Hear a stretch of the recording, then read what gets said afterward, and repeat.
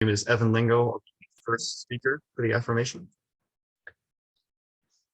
So, and I guess for the sake of POIs for our opponents, if you could do that verbally, that would be great, since I'll be reading off a doc and probably won't be able to see the Zoom. I might not be able to get to it immediately, but I'll certainly address it. Maybe say I'll take it at the end of the uniqueness or the advantage if I have time. I guess contention. All right. With that, is anyone not ready?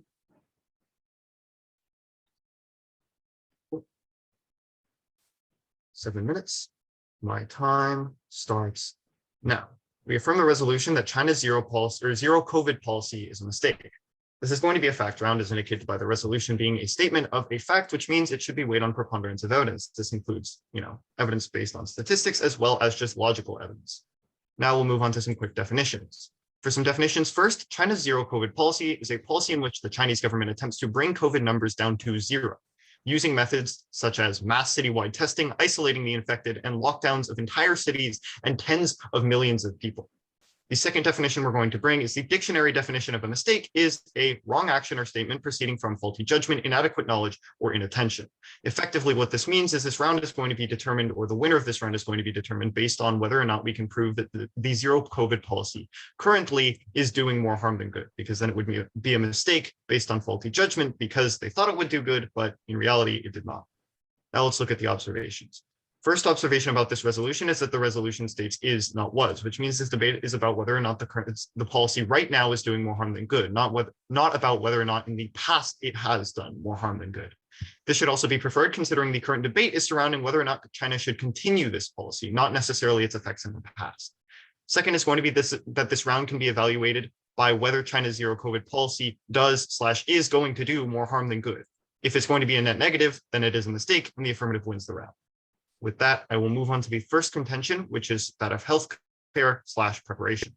The overall claim for this contention is that as a result of the zero COVID policies, China's focus has been primarily on keeping people at home, using strict lockdowns and restricting the spread of movement of people as their primary tactic to fight COVID. But as recent spikes prove, even this is both insufficient and leaves the healthcare system unprepared for the spikes. The warrants are going to be first. That China has seen one of the largest upward spikes as a result of the Omicron variant. So point A here is that this has been modeled by Hong Kong's recent surge of over 57,000 cases per day on a 7-day rolling average for most of the month of March. So point B is the overloading of their hospitals and morgues was extreme and shocking to proponents of zero COVID policies due to the sudden ability for COVID to rapidly spread besides and in spite of these efforts. Second is going to be that it overloads the healthcare system. So point A is that experts are worried that despite the difference in scale, China's large cities are especially susceptible to the same fate. And with the recent spike in COVID cases, this is proving to be true. So point B is that the constant rush to entirely flood out COVID whenever there is a small spike has meant that China's approach to COVID has been extremely resource intensive, cropping up temporary hospitals that often get quickly overloaded. So point C is that as of February 2022, China has also been suffering from a lack of medical resources for non-COVID cases because of the constant creation of these temporary hospitals and the constant resource drain. Patients are being turned away at an extremely high rate. This is happening when China had minimal cases of COVID per day during their latest spike, and this has dramatically worsened the situation with thousands being turned away every day. And you can look to Shanghai, in which non-COVID patients have been abandoned by their hospital caretakers, including those who are about to go into surgery for tumors. The third warrant under this contention is going to be that it leaves unprepared for those living with COVID. So point A is that China's entire strategy has been built around the eradication of COVID from their country. However, so point B is that this, as an international trade continues and new variants continue to spread, this becomes continually impossible. Furthermore, healthcare experts across China have continued to criticize the poor response and strategy against COVID. How could we possibly dare to lie down and allow the virus to spread? Is effectively like this logic. And so point D is that China's infrastructure has been tailored over the past 2 years to the zero COVID policy. Large amounts of investments has gone into limiting the freedom and movement of citizens instead of into building infrastructure that can allow people to move more safely. Again, effectively, it is impossible to get COVID down to zero at the point at which every virus effectively is impossible to eradicate immediately with such policies, especially one as spreading as this. You can see this in the influenza virus. All this is shown is a poor planned policy that is doing more harm than good at the point at which it is diverting resources into places that won't possibly reap as many benefits as harms. Now let's move on to the second contention, which is going to be economic and social damages. The claim here is going to be that China's harsh restrictions with the zero COVID policy have significantly hurt its economy, especially those most vulnerable and closest to poverty, with often inhumane measures. Now let's move on to the warrants. The first warrant it has directly stagnated China's economy. So point A is that COVID-19 countermeasures harmed China's economic growth in the second half of 2021, with all of the economic incidents pointing to a decline, according to effectively prominent Chinese economic analysts. So point B here is going to be that specifically it has locked down one of the economic hubs, most recently with Shanghai, which is costing the country a stunning 4.6 billion US dollars per month in GDP loss as a result of the fact that the entire city is locked down and is one of the major economic hubs of the country. Second is going to be that lockdowns are devastating for the poor. So point A is that just last Monday, another 24 million people were forced into lockdown by the aggressive COVID policy in Shanghai, with children separated from their parents indefinitely in hospitals. The number has reached 62 million in total. This has then been followed by millions scrambling for food, overwhelming local businesses, and again, forcing effectively their collapse when they cannot keep up supply. Third is going to be that small businesses are being crushed. Small businesses are already highly volatile with slim profit margins by nature, and they have an average lifespan of 3 years in China prior to the pandemic. Despite this, they represent a majority of profit and new jobs in China. But specifically what we've seen is these small businesses have reported being the hardest hit by these lockdowns because they do not know when they're going to be able to get their next profit, when their city is going to be forced into lockdown and they have to close their operations. This is causing many to go under and massive amounts of jobs to be lost. I'll take it at the end if I have time, sorry, to protect the time. Fourth is going to be the warrant of energy. China has been first the world's leading investor in renewables, and energy like storing, specifically batteries, is going to be key as a result of the fact that we need a sustainable source of, or effectively we need this energy to continue sustainably in order to allow it to run the grid. It cannot just shut off when there is no wind or light. So point C is there has been a new plan released that shows China aims to achieve breakneck pace for energy storage, but by betting the cost of electrochemical energy storage systems, batteries, by 30% by 2025. This would allow effectively the entire world to move to renewable energy, but this is being cut off as a result of the COVID lockdowns, as a result of the fact that massive amounts of their economic hubs are gone and investment has stagnated. The impacts are first going to be the economy, with millions being sent into poverty as well as not being able to access their jobs because they're in lockdown. Second is going to be quality of life as a result of the inhumane conditions. And third is going to be climate change, which again, we cannot resolve without these batteries and would amount to tens of trillions of dollars in damages if it is not stopped, as well as 1 billion people being displaced by sea level rise by 2100. So for all these reasons, I strongly urge an affirmative ballot.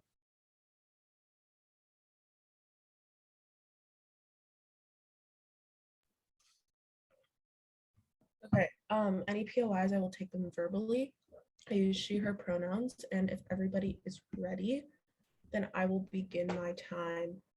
Now, we agree to their top of case framing. I'm going to go off case and then I'm going to go gov case. First contention is stopping COVID. We tell you that China's zero COVID policy has been super effective in actually stopping the virus. It served them remarkably well. The country has reported fewer than 100,054 cases and 5,200 deaths from COVID-19, which is a tiny fraction of the figures in other countries like the United States that were not using a zero COVID policy. It's also been extraordinarily successful in the past, and in the face of COVID outbreaks in Hong Kong, which my opponents talk about as well, China wants to avoid more of this, which is reported like way more infections than they've seen like in the past, right? This is just another reason why we still need the zero COVID policy, because it has been so effective in the past and because there are still outbreaks. We need to like keep the same success that they have been doing in the past to stop the current outbreaks as well. It's relied on mass testing, contact tracing, and isolating the infected. It's not all about just like locking down the city completely. They're doing other things to actually stop the virus that a lot of other countries don't have control over because they haven't been putting people in lockdown or because they don't have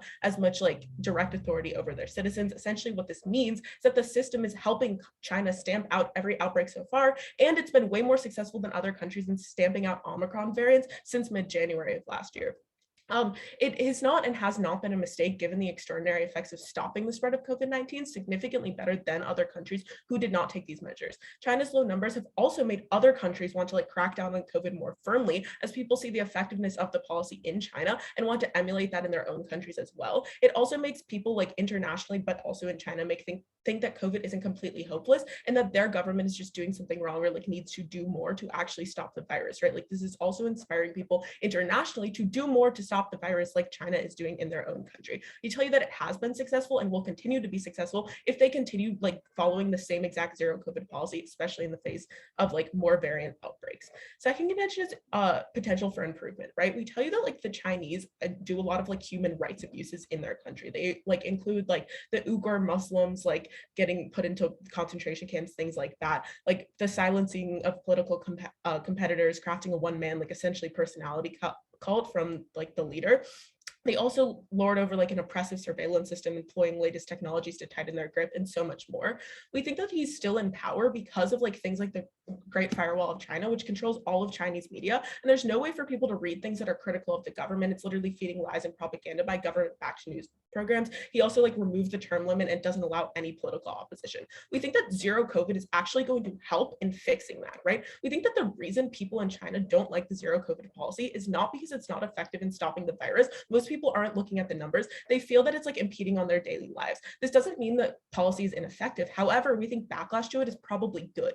It's a policy that he can't hide under propaganda. The policy literally means like lockdowns, testing, shutdowns, etc. If you're a citizen in China, this is impossible to ignore. Like a lot of the other human rights abuses that he can cover up by saying, like, no, it's not happening, and like feeding that to them in the media. This policy, people follow it. I'll take it at the end if I have time. And people can only follow it if they know about it. We know empirically that there has been public resistance to zero COVID in China right now. Public resistance, which usually doesn't happen on other issues. This is showing dissent and making the leader very unpopular. We think this is good, right? We want autocrats to lose popularity. His regime relies on the fact that people believe in him like sort of a cult leader. We think that people care uniquely more about policies that affect them directly, i.e. people that are not affected by his policies, like killing Muslims and things like that, are probably not going to care about it as much because it's not affecting them directly, right? We think that they also probably don't know about it, and also they're going to care more about something that's directly affecting them and that they can see directly affecting them and their families.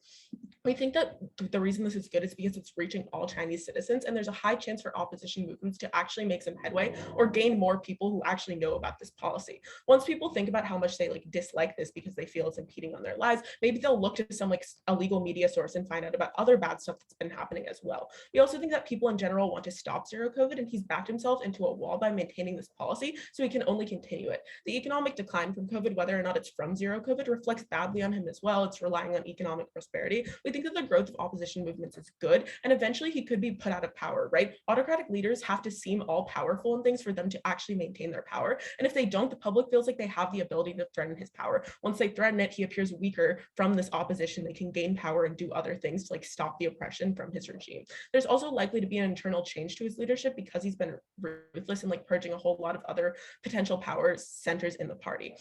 We think this also would improve relations with the West, like if he was overthrown. But even if he doesn't, we think he'll still have to make other concessions in order to stay and maintain his media image and public support, so he doesn't look weak and he looks like he at least somewhat cares about the people, now that they will be way more aware about like the things that his regime is doing. I'll take your POI. Yeah, so considering China's responded to protesters with things like tanks and sending the military, how would this be any different? Right, we're telling you that it's going to be much different because the protesters have been extremely small and like super concentrated, so it's much easier for the government to put them down. But because this is a much more widespread issue that's attracting like way more traction than other issues have, it's way more likely that they'll actually be able to make any sort of headway. Moving on to my opponent's contentions. First contention is healthcare, right? They talk about like Hong Kong spikes and things like that. We tell you that China is still doing zero COVID because of these spikes, like not in spite of it. This also, a lot of their impacts here have nothing to do with their zero COVID policy, right? Like the US is having the exact same problem with like hospital overcrowdings. It's a problem of having a pandemic that is international, not because China is like cracking down on COVID. They don't mechanize how zero COVID has led to overcrowding. They just tell you that it is happening. We tell you this is happening everywhere. We also aren't like quote unquote allowing the virus to spread. They are in fact stopping it. Like lockdowns have been proven to be effective in stopping the virus. If you are literally not leaving your house, you can't spread the COVID virus. It spreads by air and things like that. And obviously, like we can see that they're never going to get it to literal zero cases, but they've got it down significantly, and getting it down that significantly will also significantly stop the spread, especially with things like vaccines. Second contention is the economy and social damages. We tell you that first, all economies have been stunted during COVID. That's the nature of the pandemic once again. I would argue that the US economy probably took larger hits than the Chinese one, showing that it's just the nature of the pandemic and not because of a Chinese specific policy. Secondly, China has been doing fairly well in the first quarter of 2022 and have seen economic growth that they weren't seeing in 2021, meaning that this policy right now, as my opponents argue, is the most important impact in this round. What is happening right now means that it's not affecting the people as like drastically as it was like in 2021 when the pandemic was just really bad. That's why the economy tanked. Right now they're still doing zero COVID policies and the economy is doing like much better. They had like a retail sale raising 6.7% in the first 2 months of 2022 and industrial production jumping 7.5% during the same period. Also, we tell you that the reasons economy is slow, even if you don't believe what I just said about how it's like getting a lot better like recently, we think that economy is only slow if there are continued COVID outbreaks, which zero COVID is way more effective in stopping. If we have to stop going into lockdown, then the economy will stop like slowing, which we think is going to happen when the Chinese policies are actually effective. Also, we tell you that China has a bunch of economic prospects that don't depend on its own consumers and mostly uses from like other countries buying its things and things like that. We tell you that this means that their economy isn't fully based on their own consumers who are in lockdown right now, and they're going to be completely fine because of their like international trade relations and their consumers in other countries. We also tell you that they don't solve for any of the impacts. They're not going to fix climate change. This is for a couple of reasons. The first is that China's not actually going to fix their like fossil fuel problems at all. They haven't like made any statement like making us think that they will, and they're one of the biggest producers of fossil fuels. Even if they do, like the US probably won't either. They're not fixing climate change. They're also not going to fix inequity in China. This has existed before zero COVID and probably will continue to exist. For all these reasons, I strongly urge a off ballot. Thank you.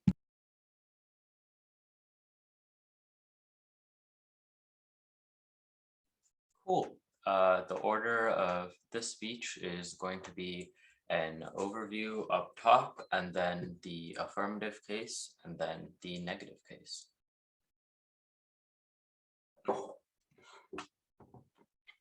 With that, 8 minutes, we all ball in. Actually, okay, scratch that order. It'll be a brief overview, quickly addressing top of case, and then the aff, and then the neg in order. We all good? 8 minutes. My time starts now. As an overview to this round, my opponents both agree with our framework, which tells you that you should look to the future of China's zero COVID policy, while essentially only working with their COVID related contentions of the past of China's zero COVID policy. They continue to have very little engagement in the actual arguments that we tell you and the actual substance of the arguments that we tell you about regarding why China's zero COVID policy is doomed to fail. But let's quickly look to the top of case, which my opponents say they concede. Specifically, we tell you that for them to win this round, they have to prove to you that the zero COVID policy is going to do more good than harm. And for us to win, it's going to do more harm than good, not necessarily the other, or not necessarily in the past, but rather right now and in the future. With that, let's get into the first contention from the affirmative. On the first contention, you can first extend everything we tell you about how this has led to massive amounts of upward spikes in COVID as a result of Omicron. They try and tell you that this zero COVID policy has been great in preventing all the spreading of various variants. But at the point at which right now, in this very moment, as we speak, there's been a massive spike in COVID as a result of Omicron, it shows that cracks are starting to form in the system. It shows that as a whole, that the zero COVID policy is not working for China anymore as a result of the Omicron variant. They try and tell you that this will always work as new variants continue to come. They can continue to just lock people down and lock down their country and let the variant pass. But what they concede is that these new variants will continue to keep coming essentially indefinitely as we continue to move into a COVID normal world. We see that, I'll take it at the end of this chunk, I guess. I'll tell you when I'll take it. But we see that as a result, that continues to lead to more and more of these cases. Also, you can look to the issue of overloading the healthcare system. My opponents try and tell you that this is just a result of having a pandemic and this happens everywhere. But what we tell you is the actual substance of the argument here, that China's large resource intensive zero COVID policy means that their temporary hospitals that they crop up wherever there's small outbreaks has essentially meant a massive drain of medical resources as a whole throughout the country. This has then led to non-COVID patients essentially being abandoned. We give you the warrant of Shanghai. Again, I'll take it at the end of this contention. But you can look to the example of Shanghai, in which we specifically tell you that patients without like COVID who still have like life-threatening issues are literally being abandoned as a result of this like zero COVID policy being so intense. With that, you can continue to extend literally everything else that we tell you about how non-COVID patients are being turned away in extremely high rates, about how this is leading to extremely like elevated rates of death amongst people who don't have COVID, which is probably worse, to the point at which that like if you're like saving stopping the spread of COVID, but like causing more deaths everywhere, you're probably a net negative anyway. You can also like extend everything we tell you about how healthcare experts in China are extremely concerned, to the point at which China's like infrastructure to deal with like COVID as a way or like in a way to like live with COVID is essentially been extremely poor, and there's been essentially zero investment into like creating systems in which citizens can live freely as well in like in a world in which COVID exists. Your POI. How is overcrowding of hospitals unique to a zero COVID policy? Basically, overcrowding hospitals is not unique to zero COVID policy, but what is unique to zero COVID policy is the massive drain of medical resources to an extent that we don't see in America because of their like system of like creating these temporary hospitals, which they crop up all over whenever there's any like small outbreak, which has essentially led to them turning down mass amounts of patients of like any other like disease or medical issue. Let's go on to this economic damages contention. On the economic damages thing, their responses here are essentially first that all economies have been suffering, China had a good first quarter, and that the economy slows only if there are continued COVID outbreaks. However, like all of these are non-responsive to the substance of this argument.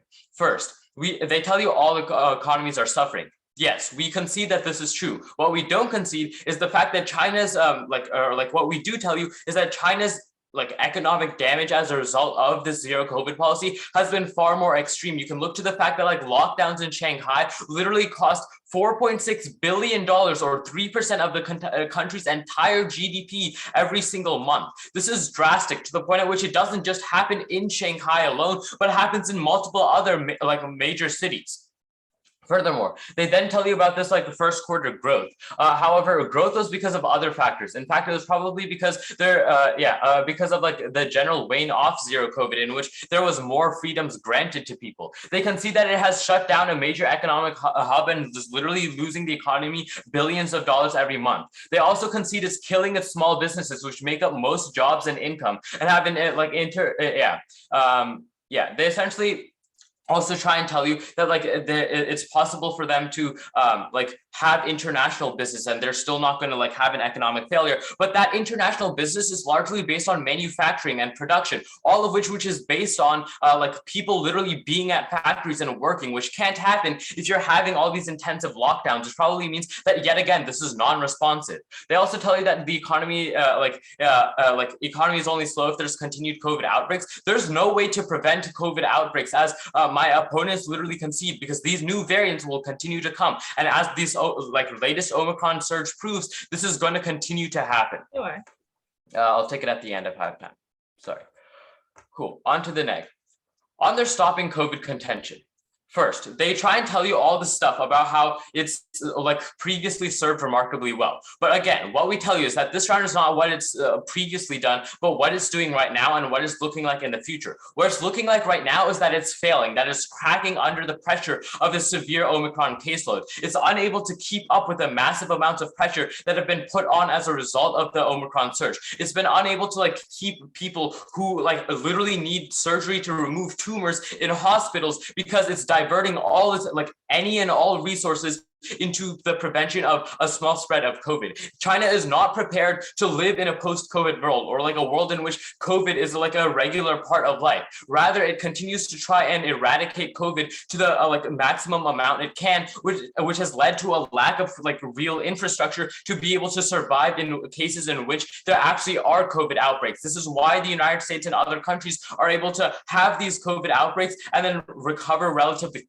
quickly within the space of a few months, whereas China's like taking on massive economic tolls. Cool. They also continue to talk about how they're going to be like successful in stamping out variants, but they concede that like this same policy is literally causing all these issues, and like Omicron is literally proving this right now that they're unable to solve. On potential for improvement, this contention tells you zero COVID is bad because people hate it. They certainly look to but as a whole, like backlash leads to like Tiananmen Square. China has the largest military in the world, and like Xi has a super high approval rating and is an extremely oppressive leader. They themselves tell you that he's got a cult following, and he's basically got one of the highest approval ratings across China, which is literally billions of people. For these reasons, because they got no solvency here and prove to you no real link as to how it's going to solve, I strongly urge an affirmative ballot. Thank you.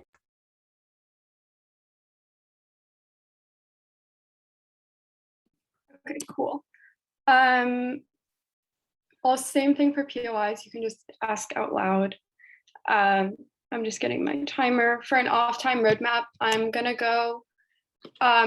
do some off case analysis, and then I'm going to go gov case, then op case. So off F with Fs. Yes. Okay. I'll start my time now. So the biggest problem in this round is that government doesn't meet their burden of proof. Why is this true? Is because government doesn't at all talk about the alternative world which they're arguing for. A world without a zero COVID policy is still a world in which COVID exists, and a world in which there needs to be some sort of policy or a lack of policy, whatever it may be, in response to COVID. So I'm just going to go through some basic analysis about why all the problems they point out in their case are completely non-unique to zero COVID and would happen under any other COVID policy. And then I'll go into like the specifics of their contentions. So what world is the government arguing for? I'm going to present you with like two alternatives that they might be arguing for. Either you are like completely laissez-faire and allow the people to do whatever they want. We tell you that this has all the negative economic impacts because so many more people get sick and die. New variants mean that you don't even have, because of new variants, you don't even have that much more immunity. So even if you got sick in the past, you still have the potential to get sick again. We tell you this means people are still going to be shut down. People are still not going to be able to work. The economy still suffers. They get all the negative impacts here. We've seen the US to be pretty laissez-faire with their approach, but you could get even more laissez-faire, and so many Americans died. Furthermore, we tell you that the laissez-faire approach leads to more misinformation and people not getting vaccinated when the government doesn't make a big deal out of a pandemic like we saw under Donald Trump. The public, and especially public supporters of the president, also doesn't make big deal about it in order to like back up what the president is saying. And we tell you that means people are less likely to get vaccinated, which long-term, again, leads to more misinformation and more death. And also laissez-faire is like objectively just going to lead to more death. We know this empirically to be true. The US has far more death than China does under zero COVID. Just take this as like point one. This could be what the world the government is arguing for. The second world the government could be arguing for is the world in which they have moderate COVID policies. We tell you in this world, you are still going to have lockdowns. We see that most countries have been having lockdowns if they have moderate COVID policies, which means small businesses are still going to be affected. We've seen all of the things that they talk about, like small economic downturns. My partner talks about this in her speech. All of this is happening around the globe because we're literally in the middle of a global pandemic, and government does not meet the burden of proof in which they connect the zero COVID policy to all of these things. All they say is simply that like these things have been happening in China, and we tell you A, they would have been so much worse without the zero COVID policy, B, that there's no reason that these things don't stem from COVID, and like there's no reason to believe these things don't just stem from COVID, and C, all the bad things that they point out, like look at our accelerationism point, which is our second contention. All these bad things that come from zero COVID, even if you believe them, just mean that Xi Jinping is losing popularity, and we tell you all the reasons why this is good in our own case. The best part of zero COVID, we tell you, is that all the negative econ impacts are completely non-unique, but A, with zero COVID, we save lives, and B, we sow political doubt and regime change is far more likely on op than gov. They concede all of the things that we tell you are horrible about Xi Jinping's regime right now. So if you buy that there's any potential or any greater potential for regime change on op than gov, you should vote op. Going into the specifics of their contention, their first contention is healthcare. We tell you, again, just cross-apply what basically all that I've said about this. All of this is completely non-unique. They say like we keep people at home. That's happened in places without zero COVID policies. They tell you that like it leaves the healthcare system unprepared. And that they're supporting really large caseloads. We tell you this again is completely non-unique. Like, yeah, it's a pandemic, you're going to have more sick people. And we tell you in places, even without zero COVID, you're going to have to do resource distribute and just prioritize which cases you care about most. We've seen other countries having problems with this sort of thing as well. Furthermore, we tell you that like China is a really rich country, and if it was their priority to provide medical care to these people with other medical issues instead of COVID, they totally could. It's not like they don't have the resources to do that. They just don't have the incentive to do that because the only thing they care about is zero COVID. And we don't see why that incentive would change on government. They haven't proved why that incentive would change. Why would Xi Jinping start caring about small businesses and stuff if he already doesn't care about them in the status quo? Flow that through. That's a rebuttal that could probably win us the round. Even if you don't buy like any of the non-uniqueness points that I've already made, we tell you that any like economic failure and zero COVID policies that people don't like is actually good because political opposition is good. We want to grow political opposition movements. We want them to grow in popularity. They tell you themselves that Xi Jinping has been active in like throwing down popular opposition. We tell you can only successfully throw down popular opposition when it's small and not in fact popular. And we tell you making popular opposition more popular is going to make it harder to counter. And also just in general, providing another option to Xi Jinping means that he doesn't seem like the only option anymore. And it just makes it a lot harder for him to keep his autocratic regime. We have a second, not right now, sorry. We have a second impact under our second contention where we tell you like, even if they can't get a total regime change, growing power means that Xi Jinping is going to have to make some concessions if he wants the same power. And we tell you concessions are a good thing. That's how we're going to be able to stop these extreme human rights abuses that are occurring, for example, with the Uyghur Muslims in China. Sure, I'll take your POI. Do you have any warrants as to when accelerationism has successfully like solved? We don't think we really need any warrants because as you tell, like say multiple times in your speech, COVID is a pretty like unprecedented event. But we do know like what you guys are trying to use as evidence to the contrary, which is that like Xi Jinping has really high approval ratings. Like that's not real evidence because Xi Jinping has complete control over these approval ratings. Like we tell you about the Great Firewall of China and all these sorts of things, which means he has control over all this media. We think that like logically speaking, which is really the only sort of information we can use in this case because China is so cut off from the world in terms of media and stuff like that. Logically speaking, it makes sense that people care about policies that affect them most directly. You guys use this as warrants in your own case. We think people caring about zero COVID and the effects that this has on their own life means that they're going to blame Xi Jinping. They know he's in charge. They know he's the one instituting these policies. And we think this means it's a decline in popularity. And we think that's a good thing. Even if you don't buy any of our impacts about this, like potentially leading to regime change or anything like that, we tell you, A, there are more non-extreme impacts like political opposition, which are good, and B, just the fact that people are no longer supporting a regime, which, you know, encourages like killing ethnic groups. We tell you that like morally speaking is quite good for like the universe. On to their second contention about economic and social damages. They tell you that like China's economic damage has been more extreme than other countries. They have no evidence to support this. Even if you buy everything they say, we tell you zero COVID is never going to stop under the leadership of Xi Jinping. So even if you think like zero COVID is the worst policy like known to man, we tell you that like the most likely place in which we get like a rational, better policy for COVID, if you think we need a better one, is if in a world in which Xi Jinping is no longer president. And we tell you again, opposition makes that world the most likely. My partner gives you so much warranting on how all economies have been stunted during COVID and they don't respond to any of it. We tell you all economies around the world have been suffering. Again, they don't respond to it. The reason economies slowed, or if there are continued COVID outbreaks, is if there are continued COVID outbreaks. And again, we tell you China has had less COVID outbreaks. They say this is not true, but they don't respond to our warnings. For example, like we know there have been 3 big spikes in like America after the Alpha, Beta, and Omicron variants. And China has really only seen a spike after Omicron. So if we're playing like just a numbers game, 1/3 is far better than like 3 out of 3 in terms of the effectiveness of the zero COVID policy. On to the opposition case, they tell us we only talk about the past. Again, we tell you the past is the only precedent we have for zero COVID and how effective it may be. Just because it didn't work as well initially with Omicron doesn't mean like it's not going to work in the future. We know in general when people isolate, that's a good policy because COVID is an airborne disease.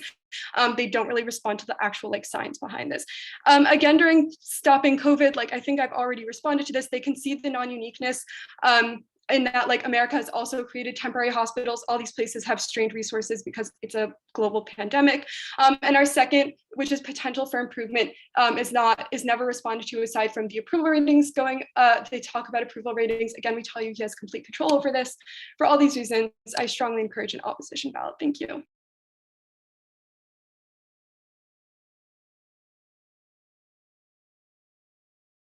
Okay, sorry, let me just get water.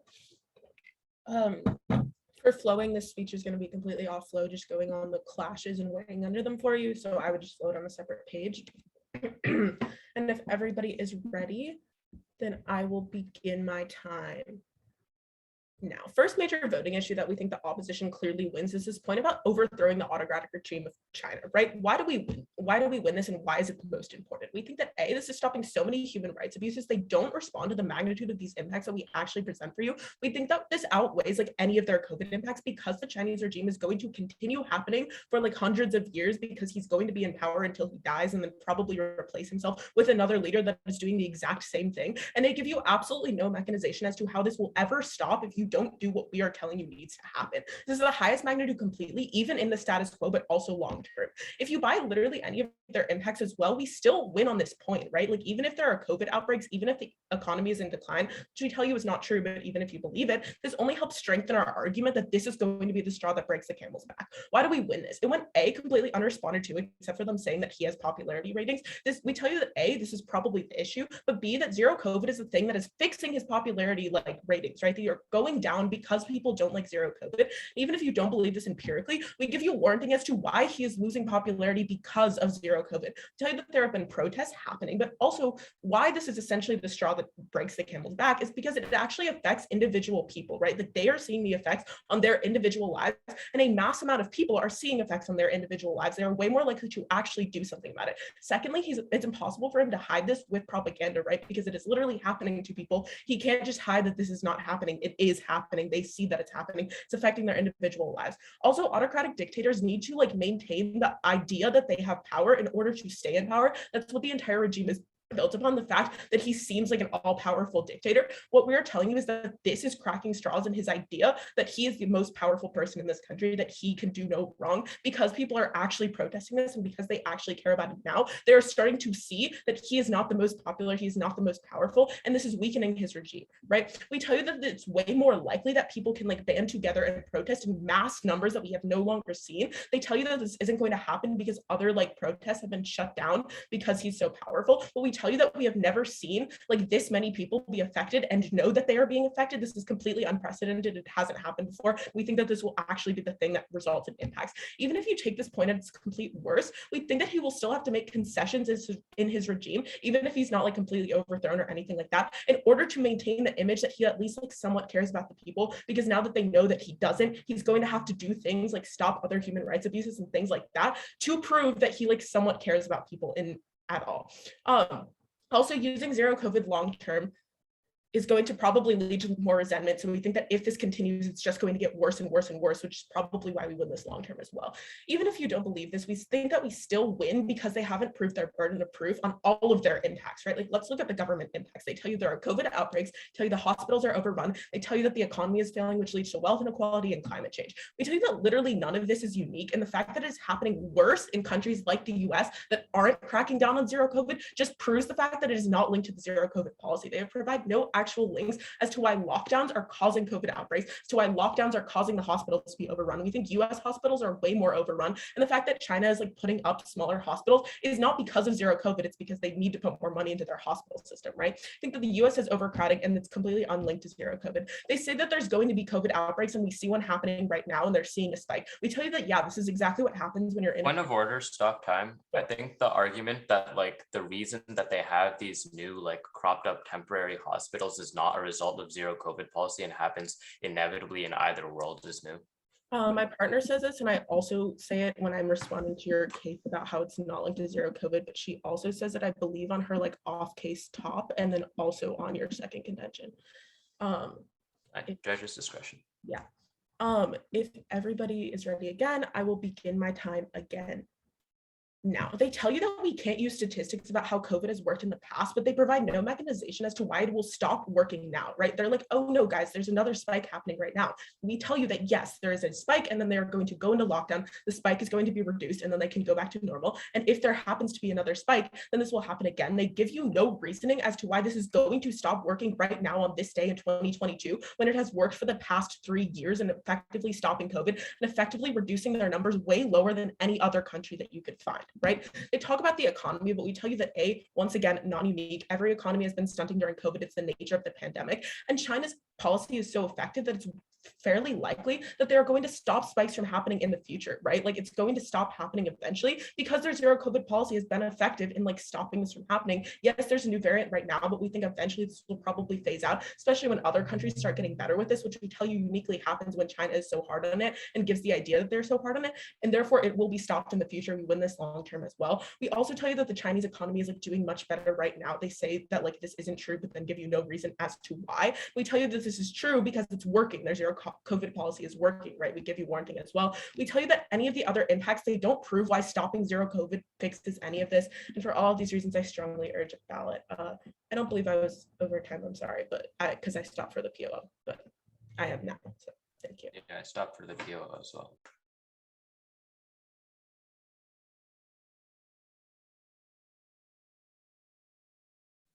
All right. For a brief off-time roadmap, this speech is mostly going to be summary. I'll sort of clarify at the top what this debate is going to be about, and then do effectively two-world comparison, moving sort of through the neg contentions and then the aff contentions. Is anyone not ready?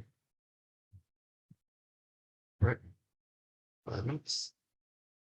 Time starts now.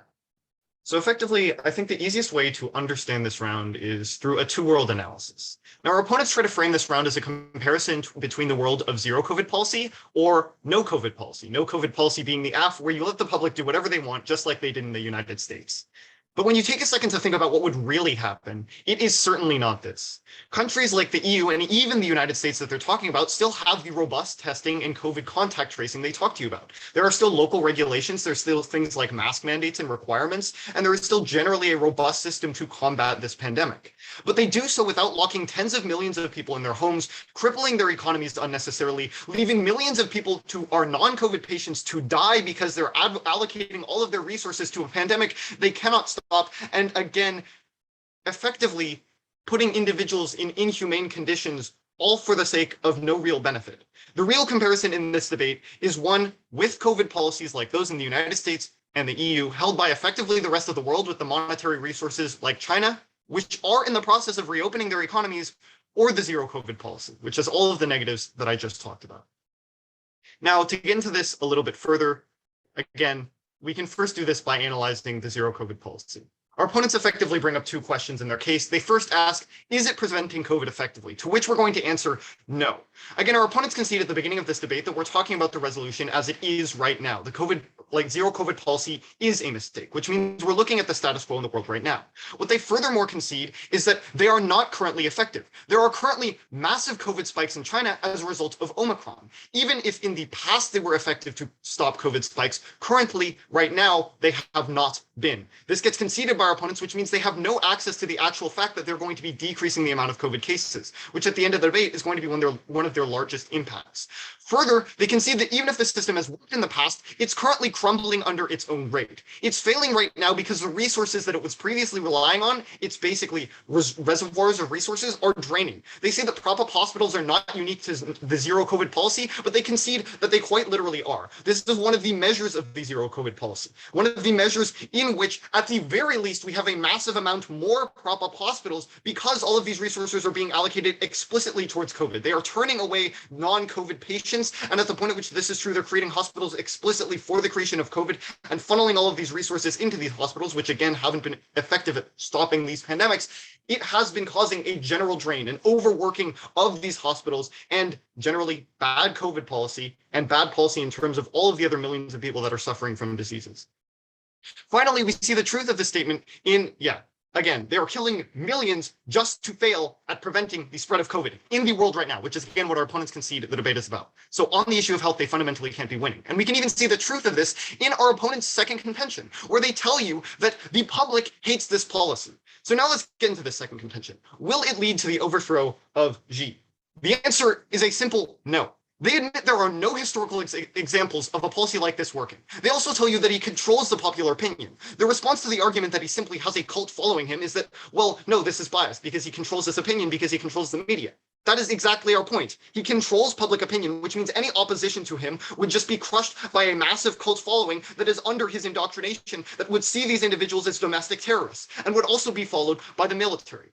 Now, what's further is we see, again, they can see that China has the largest army/military personnel in the world. They also concede that, again, he doesn't have to maintain his image because he will just arrest or kill the prosecutors, as China has done in Tiananmen Square, which is a net bad because all of these individuals are then putting their lives at risk because they're going to go out and protest, but then be crushed by the millions of people in China's army. At the point at which this is true, and at the point at which they can see that these individuals have no way of facing China's, again, multi-billion-dollar, multi-million personnel army, there is no way you grant them access to this impact and only hurt the citizens of China. Now let's look onto our case. We've already sort of addressed the issue of health, saying that it's net bad for millions of people while failing to do its job in the status quo. What we can easily be winning here is the issue of the economy. Again, we see in the other nations like the United States, the economy is reopening and small businesses are doing better. But in China, again, you're losing $4 billion per month because they've locked down an entire massive economic hub. And they also concede that specifically half of the economy is effectively going to collapse because these small businesses do not know what they're are not able to get any business. Poverty is going to be the largest impact in this round because first, it's cyclical, meaning it continues indefinitely and across generations. It's hard to escape, which means it effectively has infinite magnitude because it continues forever. Second, it's the internal link to health at the point at which individuals in poverty don't have access to health resources. And third, it's the internal link to distrust. People in poverty are not going to be content with their current situations. At the point at which they concede a massive amount of this area is going to be going into poverty, even if poverty exists right now, they're only making it worse. Because they don't solve for health, because they're only going to lead to these protesters getting overthrown, and because their only real impact is hurting poverty and hurting millions of non-COVID patients, I strongly urge an affirmative ballot. Great debate, y'all. Debate. Yeah, you as well.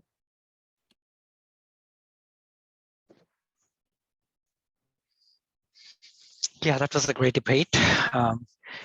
Give us a few minutes so that we can check our notes, at least for me, and then we will announce the results.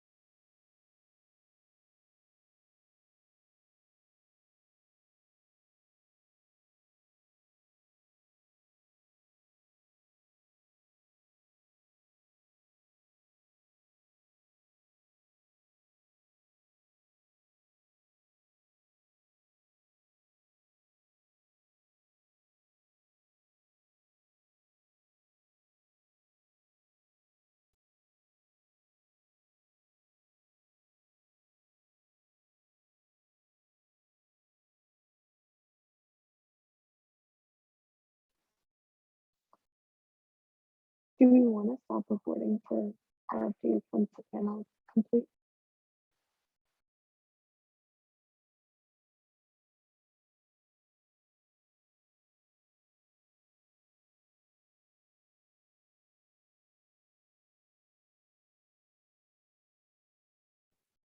So were you saying that the all of them were in? No, they're not in. I'm just wondering if we're going to record RFDs. Oh,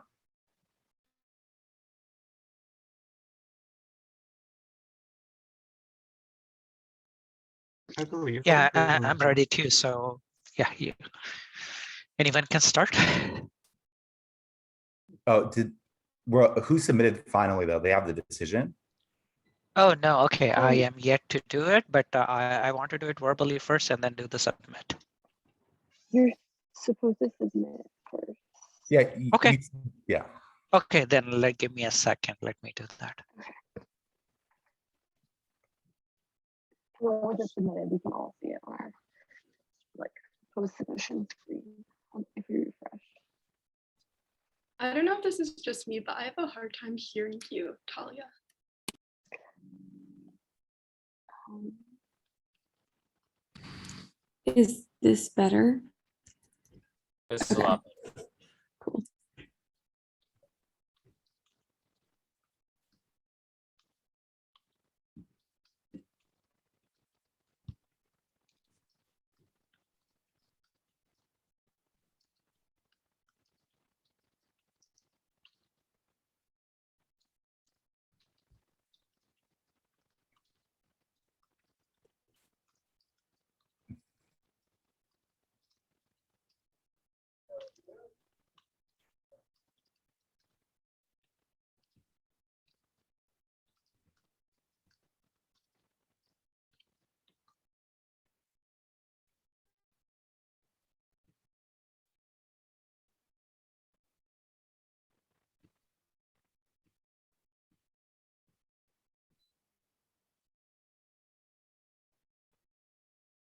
Okay, I did submit Okay, it. so all three decisions are in, and it was a 2-1 decision for the opposition. Do you all mind if I just go first? Yeah, go for it. So I end up feeling a little frustrated because until the MO, there was just so little framing and so little comparative. And so I think, oh, first of all, congratulations. Everyone did a good job. You're, an outrounds TOC, yay. You're all good debaters. This is a really interesting round. But when I'm voting, I see the government paths the ballot as these like non-COVID deaths and the economy and the like living with COVID impact. And for each of those three, I think there was just not enough work done to establish that the like zero COVID is actually worse than whatever alternatives, because you don't talk about the alternatives until the very last speech, until the opposition basically forces you to. And even then, you don't substantively respond to their analysis about the two alternative paths. So I'm kind of left not being able to evaluate and grant you access to your impacts on those, because like, sure, like you're telling me that, hospitals are overwhelmed, but I don't actually hear why that's worse than like if there was this other magical non-zero COVID policy thing that I don't actually know what it is. And I know it's hard because nobody knows what it is, but I don't hear why it's worse than, like, for example, the US, because opposition tells me it's a global pandemic. So like everyone is strained. And I don't know why the temporary hospitals are worse. And then on the like economy, again, I start out like buying that these lockdowns are bad, but then opposition is like non-uniques it and also tells me about this, like people will get sick and die and that's worse for the economy, and that's not really responded to. So I end up feeling like that's probably a wash and I can't really vote on that because I don't have a way to actually grant you access to that in this round, because there's just no comparative that conveys why this is different for the future. Finally, the like living with COVID argument. I think that you almost have a really good and like effective argument here, except that I have no impacts. Like, why does it matter that we're not able to like prepare infrastructure at the point where they're telling me that like this is working, and I buy a little bit that zero COVID like worked in the past and may or may not work in the future. Like, I don't know what to give you on like a better infrastructure, because I buy that like someone being inside is less likely to transmit it than being on the train, even if the train has more infrastructure. So I ended up not being able to vote there. And then on the opposition, the biggest things are just like, does this work even a little? Will it work in the future? And I agree with the opposition. I buy their argument that like Gov hasn't done enough to prove why it's different. Like, I hear this argument that maybe it's more contagious, but then like, I don't know why staying inside isn't still going to stop it. And there are a lot of good reasons in the real world, which I obviously didn't consider, as to why this doesn't work. But I don't hear the framing that like we should be shifting the narrative to this like endemic view of COVID. And so I can't vote on that because I buy that maybe this will save some lives, because it worked in the past, and like they say, our past is our only precedent. So like, I have no reason to think this won't work in the future. And like, even if it's working, not working right now, like, they tell me that like it just needs time to pick up traction for Omicron, whatever. You don't respond to that. So and then the regime change, like maybe there are risk of concessions. I don't know. You don't have super clear access to impacts, but there's enough to say like maybe human rights will get a little better, maybe not. That doesn't end up mattering very much. But yeah, so that's why I vote off. But good job, everyone. I just would have loved to hear the framing and comparison that came out in the MO, like even in the LO, but like even more in the government, because you tell me this burden and you like get at the comparative, but you don't make the comparative.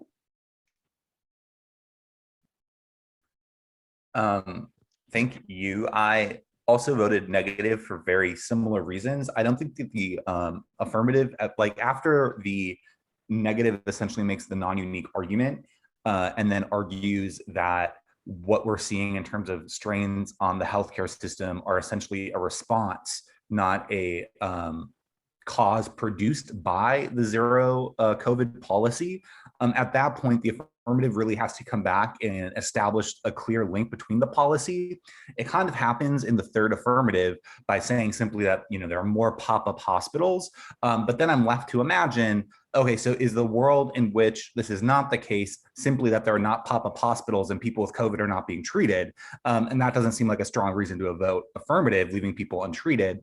Also, the negative points out that many of the harms are actually seen in other countries without the zero COVID response, right? So other countries had Omicron spikes. It isn't anything directly caused by the zero COVID policy. Further, the economic sort of downturns were also viewed in other places.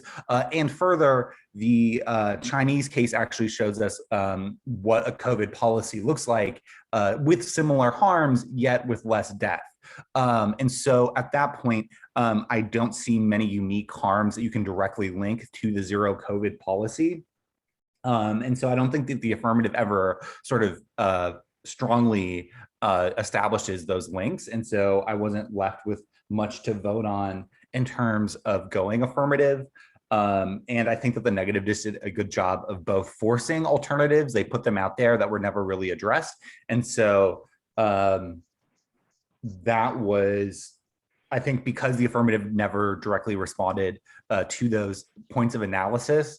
That's why I went neg. The whole acceleration stuff, I didn't buy all that much. Like, I didn't think that was an independent reason to vote negative, but I think that because the affirmative didn't respond to these sort of like arguments about causality, I couldn't vote affirmative, so I went neg. Okay, let me go ahead. Yeah, it was really a good debate. I voted for the gov. There are a couple of reasons why.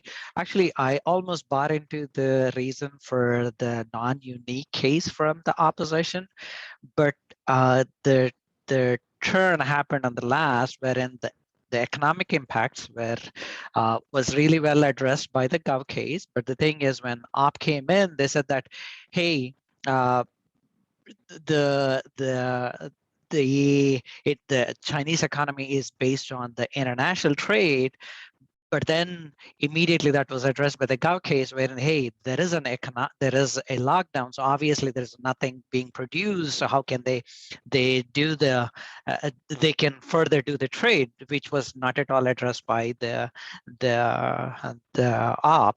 And then the second point that kind of put me into the Gov case was the way that the Gov addressed the point of the regime change.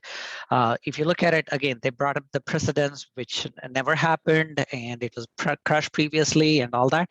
But I don't think I did hear a lot about. Yes, they talked about, hey, more people are getting affected, so there is going to be a lot of more chance that there will be more opposition. But at least from the data that the Gov was bringing up, at least it didn't show that that was. So those are the two big things which actually changed my my decision to the Gov. So again, I want to make it brief, but that was the reason why I gave it to the Gov. Okay, by the way, good debate and good luck for the team which is progressing. Thank you